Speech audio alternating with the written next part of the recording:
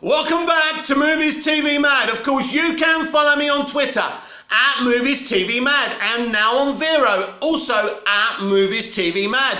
And welcome to Thursday's edition of the DCEU Daily. On today's show, I want to explain to you the differences between Marvel Studios and Warner Brothers Pictures. I want to explain to you the differences between the DC Extended Universe and the Marvel Cinematic Universe, and why the DC Extended Universe has had so many problems and Marvel Studios has had very few problems. And I think this is very interesting for all of us to understand why we are in a situation not knowing when and who Superman is in the DC Extended Universe. Just something so simplistic that they can't even get right. But first, let's talk about Marvel Studios. What's the name you used to see on Bryan Singer's X-Men films? What is the name that you saw on Sam Raimi's Spider-Man movie, or even the flop Daredevil movie? All of these have one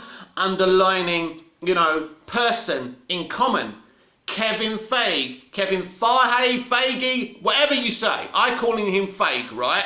So sorry, Kevin, it's Kevin Feige for this video, and probably lots of other videos when we're talking about you. So Kevin Feige was involved with Raimi and Singer. Now, Bryan Singer's X-Men really started the superhero movie craze, and I would say the superhero kind of craze also began with Smallville around that same time. But I think that Bryan Singer's first X-Men was a 1999 film. Am I right there? Someone correct me if I'm wrong in the comments down below. And so when we went into the noughties, Feige and Luis Desposito, or however you say his name, and a bunch of other people said, hey Kevin, let's create a studio. Let's create Marvel Studios where we can create a cinematic universe. So what they did, they kind of picked up all the characters they could. Now they did deals with certain studios for Captain America and Iron Man, because basically the Marvel characters' films rights were scattered all over the place. They could not have Spider-Man because Spider-Man belonged to Sony and still does belong to Sony. So they only had certain characters. So they created Marvel Studios. That's your difference already. The Marvel Studios didn't begin in the hands of a huge entity like Disney. Disney had the foresight under Bob Iger to pick them up. But it was started by Kevin Feige and Luis Desposito and all these different other people, and they got the film rights together for certain characters, and there was a plan. So at the inception of the Marvel Cinematic Universe, there was no big studio figure telling them, do this, do that, do the other. It was a bunch of people who knew Marvel Comics so well, and actual motivation was just to make a great cinematic universe so they can make money and please the consumer. If you please the consumer, you make money.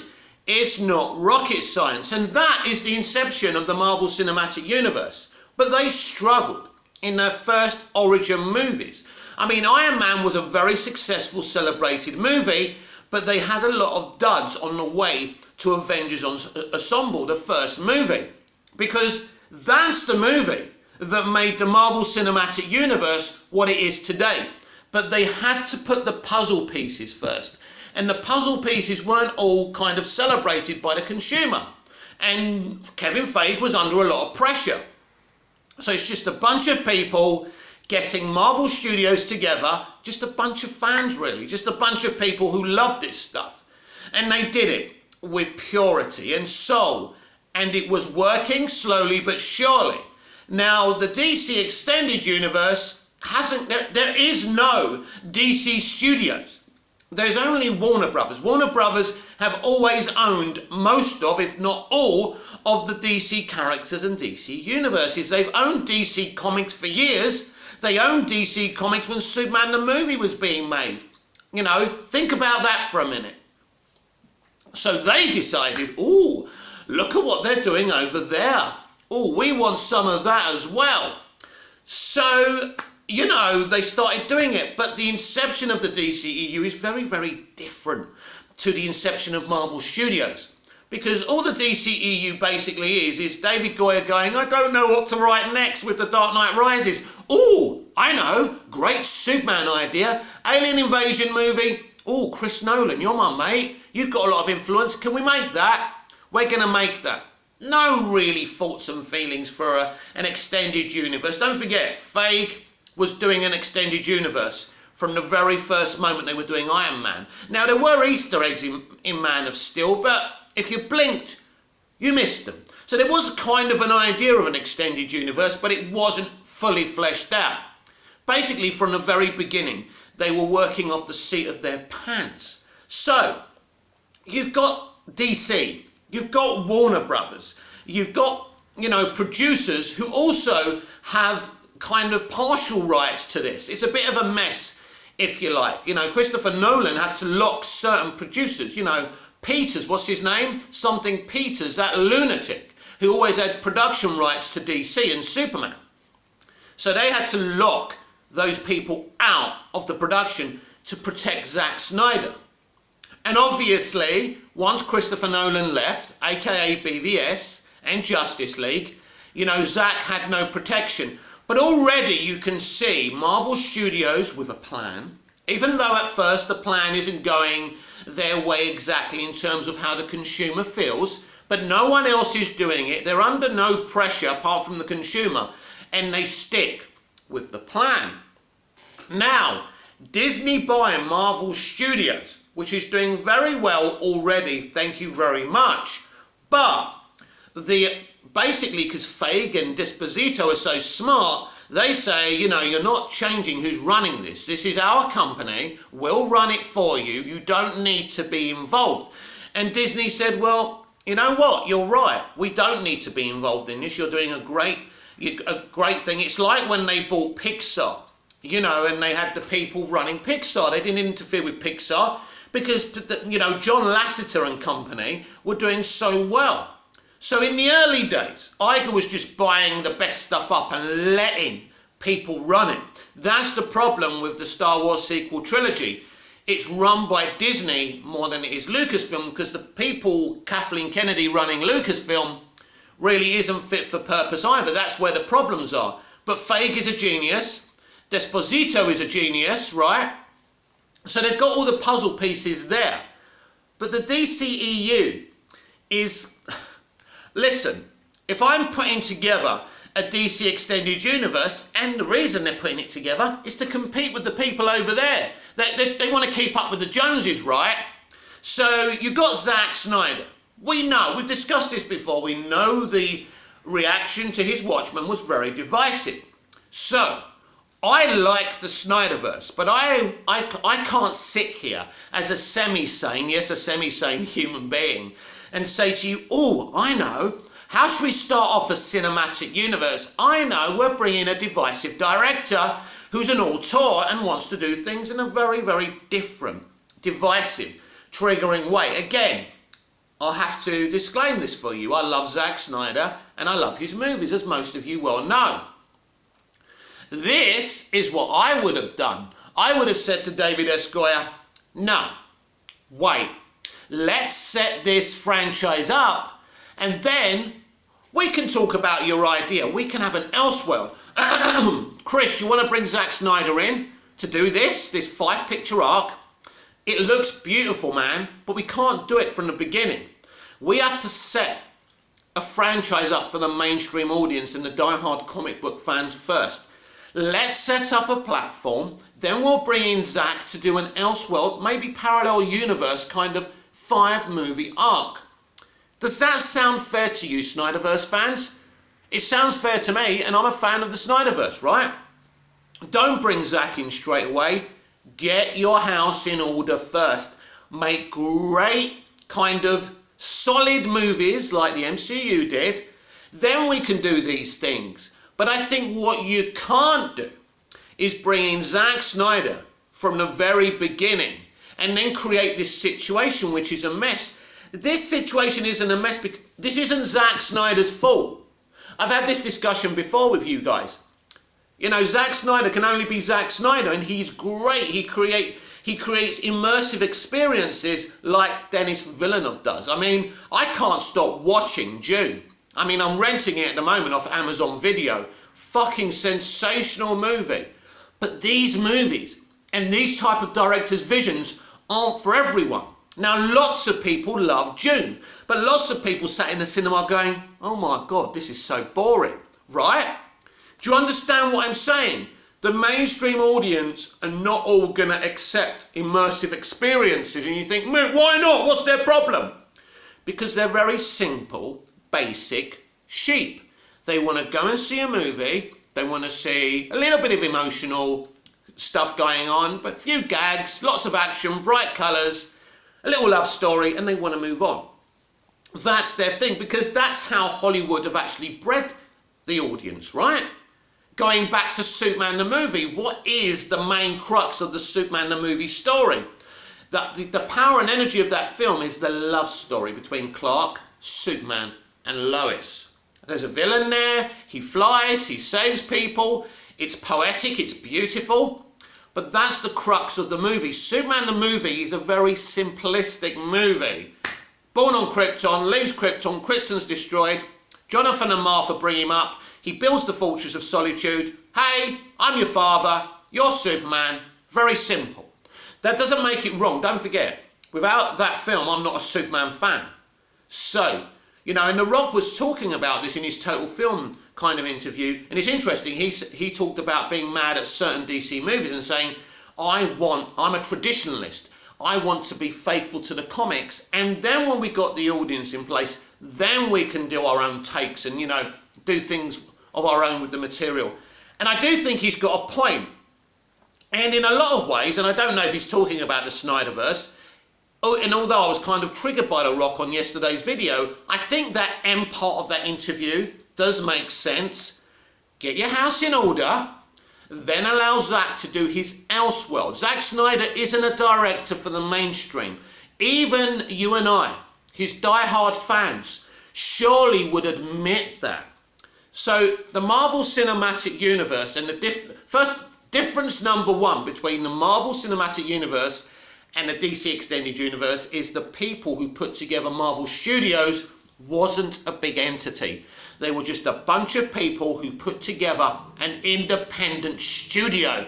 When this happened back in the day, this was unprecedented. I remember the media, entertainment media, you know, being in shock. Oh my God, Marvel have got their own studios now. They can make any film that they want within reason if they've got the rights to the characters. And they did. And there was creative freedom there. But even under Disney, there's creative freedom for Kevin Feige. Why has he got the freedom of Disney? Why has he even been brought into the Star Wars universe as a fixer? Because he makes the money. No franchise, no bunch of films makes more money than the Marvel Cinematic Universe. And people love it. When you hear the excitement about No Way Home, or they see an Easter egg or a post-credit scene, this guy has done this. It's consumer service. And that's what the DCEU should have been. But how can the DCEU, how could it have started in the way they started when it was a huge entity like Warner Brothers Pictures who started it? And you kind of think about it and you think none of it makes sense, because you think a huger entity would understand the industry more. These are the people who sacked Zack Snyder and thought Justice League was an acceptable movie to release. So obviously not. So what you've got a little village and you've got a big city. The big city is run in an official, huge way, but they make loads of mistakes. But the small village is run in a ruthless, but in a clever, smart way. They've got their president of the company wearing a fucking cap, as I was talking about yesterday, looking like the fans. Do you understand how smart these fuckers are? But there's nothing really smart going on at the DC Extended Universe. Even if you want to say the Snyderverse isn't a good thing and you don't like it, Even if you say that Zack was rightfully removed, it's not my opinion, we're just playing devil's advocate here, right? What have they done since? Who's running it? They haven't even been paying attention to Marvel Studios, have they?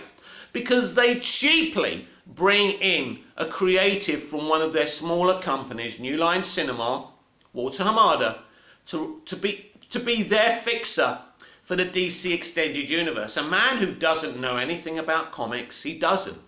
He has no love or knowledge of comics like Kevin Feige does. Obviously, I'm not saying that Feige is this, ultimate Marvel comics fan that everyone thinks he is. I'm saying he understands the world he's working within. Now, Walter Hamada doesn't particularly understand the world he's in. His main writer on the DC Extended Universe is Christina Hodson.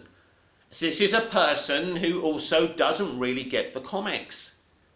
By the way, apparently we're going to get some big Sasha Calais Supergirl news very soon, according to her.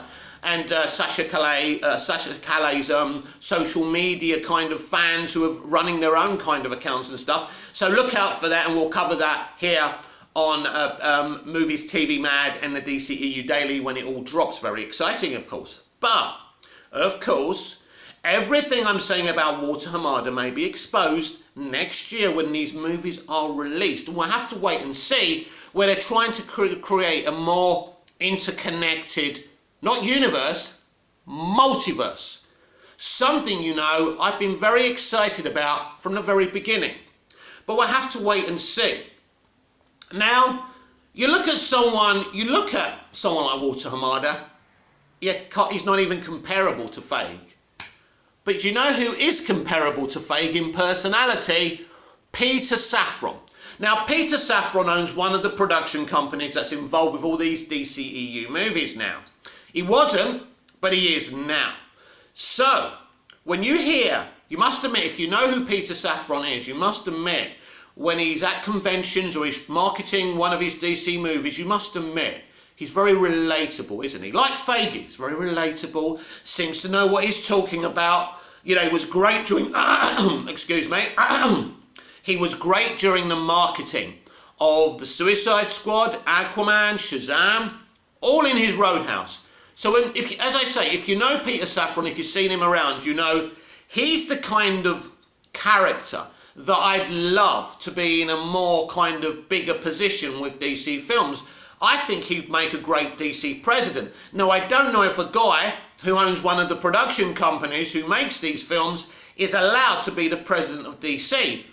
But when I look at the films his company's been part of, Aquaman, Shazam, the Suicide Squad, I think this guy, when he talks a really good game. I like him. When he talks, I think, and I don't know if you get this feeling, when he talks, it's like, oh, I like this guy.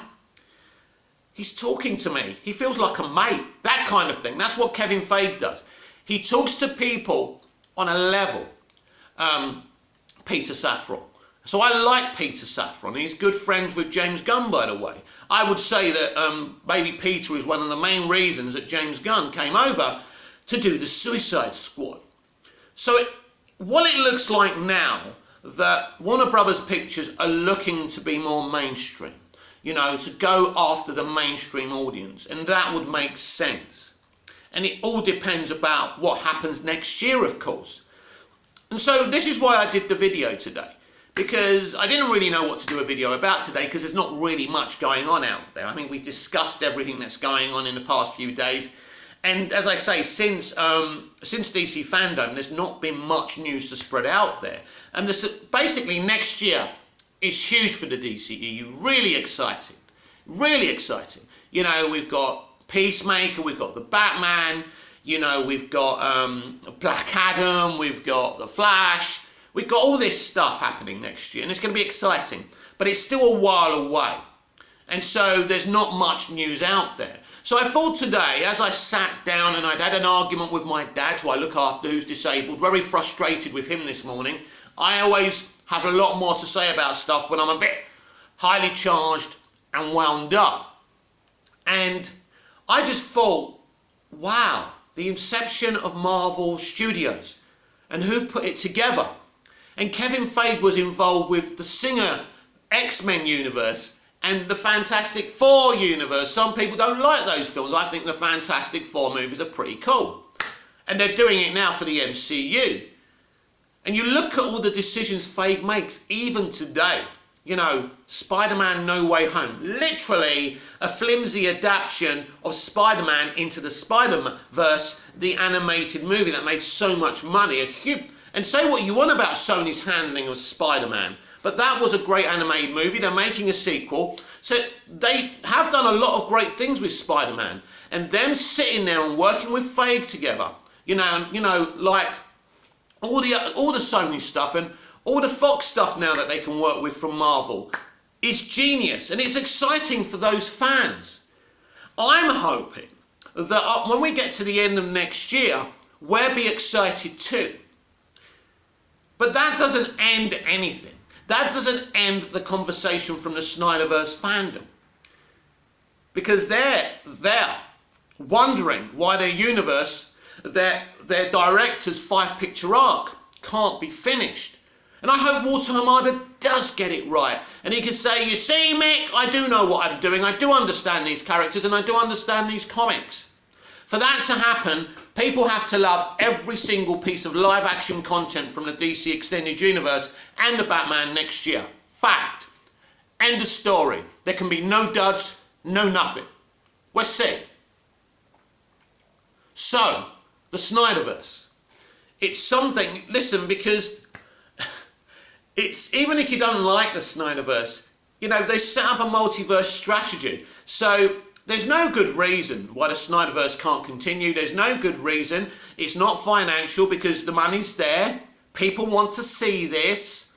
You know, Zack Snyder's Justice League Snyder Cut is being critically acclaimed even today. So there's no good reason why they can't do it apart from their personal feelings towards Zack Snyder. So we're getting new ownership next year.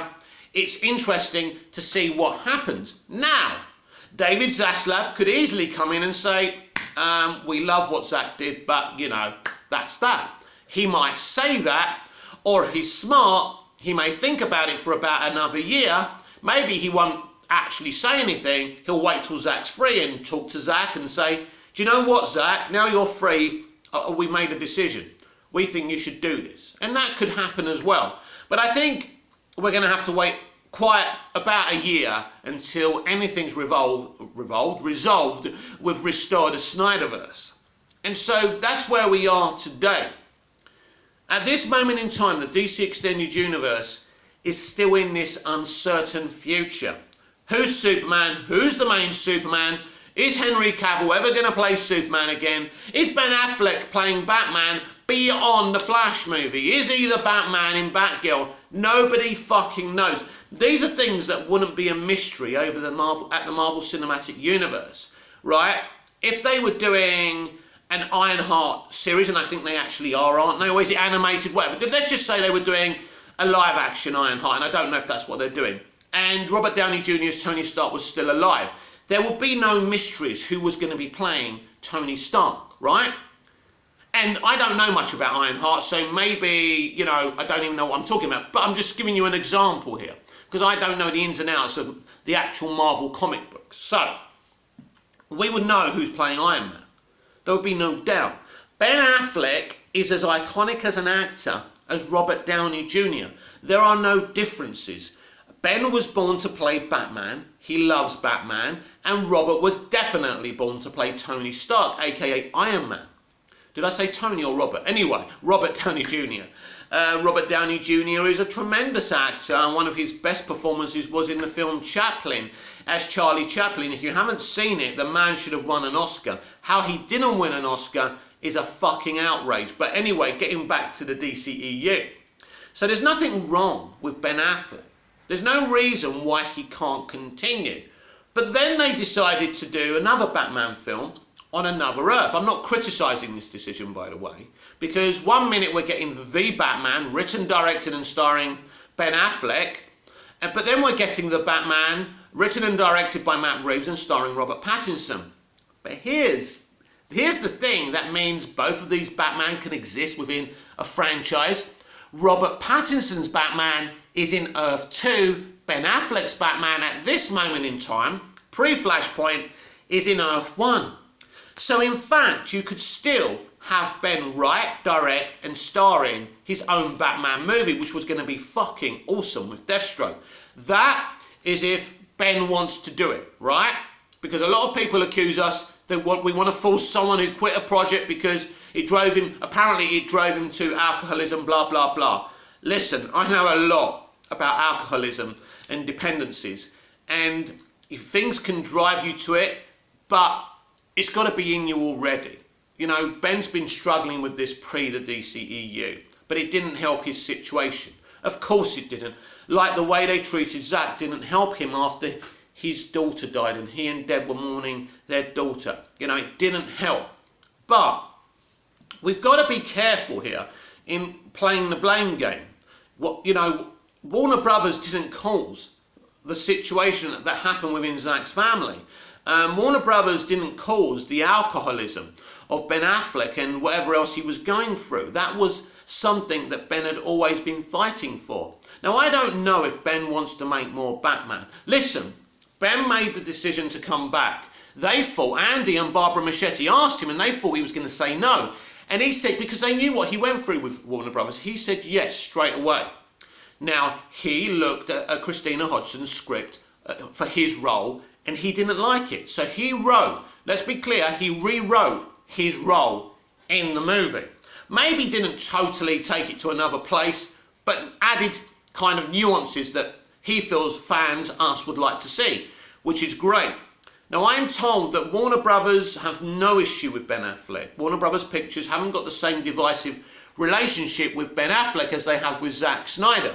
So Ben has always been free to carry on. The only reason that the Batman didn't happen is because he was being fooled by Jeff Johns and other people, and he just said enough's enough. It was his decision to walk away. He didn't want to compromise with these people anymore, and quite frankly, I don't blame him. So it's his decision whether Batman gets deleted or not in the Flash movie. And that's one of the exciting things about the Flash movie. But it also means we just don't know what the future holds. What is the future? Batgirl replacing Batman, right? Let's just say if Cavill and Batfleck are deleted. Supergirl replacing Superman. Batgirl replacing Batman. How would I feel if that's going to happen? I'm going to be very angry, because Batman and Batgirl should be fighting together. Superman and Supergirl should be standing together. A man should never replace a woman, and a woman should never replace a man, because men and women and different genders and different identities are not at war. We are fellow human beings who should embrace each other, and one shouldn't replace the other just to tick a little check mark. That's not what the world we should live in should be. And what better way to have Cavill stand with Sasha Calle, and to have the actress whose name escapes me now, Leslie Grace, stand with Ben Affleck or Michael Keaton or whoever it's going to be. Not having Batgirl replace Batman, and not have Supergirl replace Superman. Nobody wants that. Nobody in the fan community wants that. Nobody who reads comics wants that. So if that's what they're going to do, they're going to have another fucking problem on their hand. And the Snyderverse community fighting for Restore the Snyderverse will take advantage of this. And they'll be posting about it on social media. And we're going to have more, divisive conversations. This cannot be allowed. Cavill cannot be written out of the DCEU, and nor should Ben Affleck. Ben Affleck is in his 50s. Cavill's in his, 30s now? They're good to go. They're good to still be in this universe. They're brilliant casting. And you can have Robert Pattinson doing his thing in Earth 2. Maybe one day we can have a movie where Affleck and Cavill, their Superman and Batman, cross over to Earth 2 and have an adventure with Robert Pattinson's Batman. This is why you create a multiverse, for this kind of potential. Look at what Feige's doing with No Way Home, and the excitement and the anticipation for that movie. I am fed up of looking over at them and saying, "Ah, I wish we had someone like Kevin Feige. I wish we could do that." I'm so fed up of it. So fed up of it. Because I like many DCEU movies, but it hasn't been knitted together as a fucking universe that everyone can enjoy. It splits the fans and it doesn't work. And Dwayne "The Rock" Johnson got one thing right. We've got to start serving, a more variety of the fans and be more traditional with the comics. And when you're adapting a comic, show some faithfulness to it and some loyalty to that adaptation. You don't have to copy and paste it. And what you don't do is you don't take a look at Jeff Johns' Flashpoint and say, "Oh, I know, we'll replace Flashpoint Superman with Flashpoint Supergirl. We'll replace Batgirl. We'll replace Batman with Batgirl." Do you see where I'm going with this? So I'm not saying this is definitely going to happen, but my eyes are peeled because they have the opportunity here to have Batman and Batgirl together, Superman and Supergirl standing together. And if they don't do that, they're going to have another problem in this cinematic universe. And as I've been saying for fucking months now, if next year fails for DC and WB Pictures, it's finito. It's over. And for the fans, that will be heartbreaking. This has been the DCEU Daily. I admit, your host with the most. Just ask your girlfriends and your wives. Please like, share, comment, subscribe, hit the notification bell so you never miss this perfection. And I'll see you again tomorrow with even more DCEU Daily. Until then, goodbye.